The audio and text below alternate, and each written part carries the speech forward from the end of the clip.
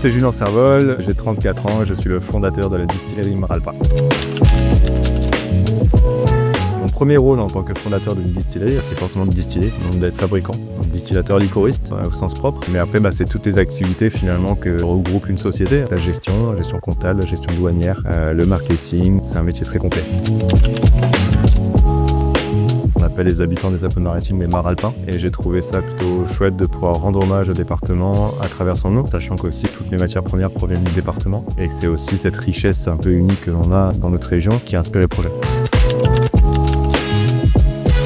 Alors mon parcours, moi, il est plutôt atypique. Donc, je me suis formé en Bourgogne à Beaune par un bac pro Vitiono. J'ai ensuite parcouru le milieu du vin à travers différents métiers, que ce soit en vinification, que ce soit des saisons à la vigne, en Provence et ailleurs, mais également après par la sommellerie, parce que j'ai eu l'opportunité de travailler chez Four Seasons. J'ai fait de la mixologie à Londres. Et suite à ça, je suis parti en Suède, je faisais beaucoup de liqueurs, j'ai commencé à faire du cidre, de pommes, de poire. Retour en France en 2016, à Nice, je ne savais pas trop quoi faire, donc j'ai travaillé dans une société de promotion immobilière et j'ai commencé à faire des liqueurs chez moi. Et en fait, je ressentais de l'émotion à ce moment-là, je me suis senti heureux de faire ce que je faisais et je me suis surtout demandé est-ce que c'est possible d'en faire un business.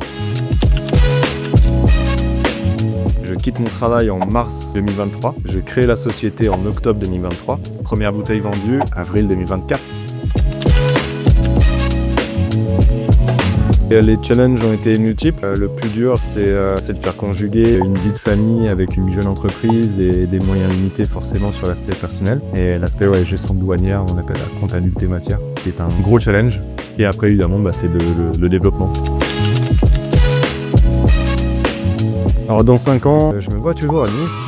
Je me vois dans un local différent, à la tête d'une distillerie qui se sera bien développée. Peut-être de créer une petite sœur Maralpa où on pourra servir directement mes spiritueux et faire découvrir les vins coup de cœur que j'ai eu tout au long de ma vie. Un côté petit mais un peu cher aussi, c'est de pouvoir avoir mon propre potager où je fais planter mes botaniques, de pouvoir en prendre soin aussi. Et voilà. La trésorerie d'une entreprise, c'est une ère de la guerre et quand on en manque, ça génère du stress, ça génère des blocages, ça génère des ralentissements. Le produit que je préfère consommer et que je consomme le plus, c'est le gin, que je bois de diverses façons, dans mon cocktail favori qui est le Negroni, dans le gin tonic parce que c'est juste trop bon et rafraîchissant, et des altérins. Après en digestif, moi j'aime beaucoup boire la verveine, et c'est vrai que la verveine, avec la verveine magnifique qu'on a localement, génère une liqueur plutôt sympa. Le produit le plus cool que j'ai eu à faire pour le moment, mais qui n'est pas encore sorti, c'est le vermouth, qui rentre aussi dans la composition de mon cocktail favori, le Negroni, et que j'ai surtout fait en collaboration en fait avec un domaine à Nice qui s'appelle le Clos Saint-Vincent. Pour moi, ça véhicule une image de marque qui puisse gagner en notoriété, qu'elle ait un côté rassurant auprès du consommateur, avec du contenu de qualité pour aller attraper des très beaux établissements, d'arriver avec un joli catalogue, avec une jolie planche tarifaire qui respecte la direction artistique de l'entreprise. Ça soutient mieux ma parole en tout cas, que la qualité du produit dessus, mais sa communication en tout cas en est très importante.